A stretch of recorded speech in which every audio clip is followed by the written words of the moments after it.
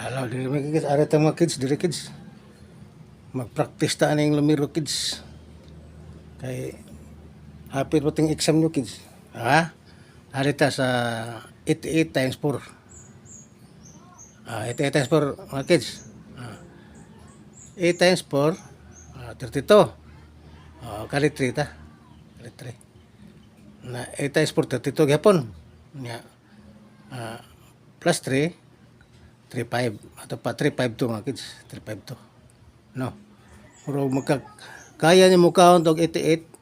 88, 88, 88, upat ka 88 ra mga kids. Upat ra, upat. Ari ha. Sugod ha. 88. Sunod 88. 176. Diba? 176. Nya, plus 88 pa yun. Pila? Plus 88. Pila kids? 264. 264. Diba? Nya, plus 88 pa yun. 264 plus 88. Klaro kayang 352 mga kids. 352.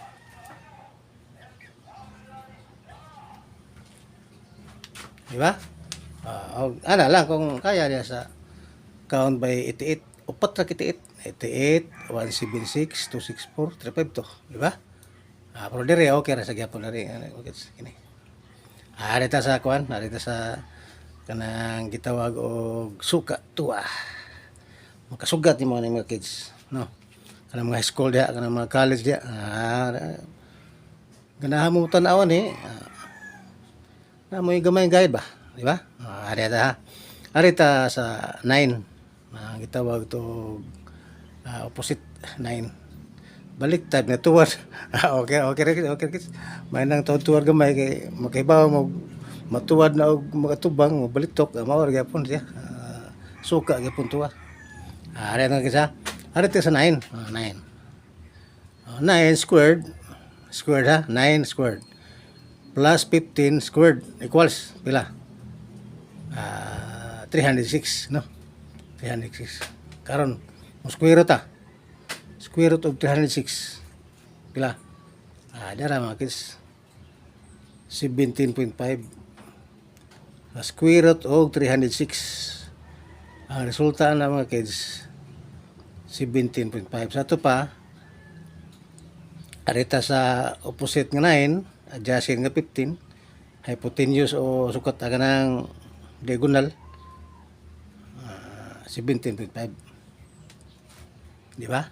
Kato mga kuan diyan nasa school, nasa kuan diyan makasugat mo ani, maka-idea no mga ngani din siya squared ay. 9 squared. 9 squared sa kuan pa na siya 9 times 9 is makit 9 times 9. 9 times 9 equals plus 15 times 15 equals dara kuan 306. Yung square root mo mo ning answer mga kids 17.5 mga kids. Di ba? Ay may idea mga kids ba? Sa kanalang mga ganahan o di ganahan atong pagganahan mga kids. Lamat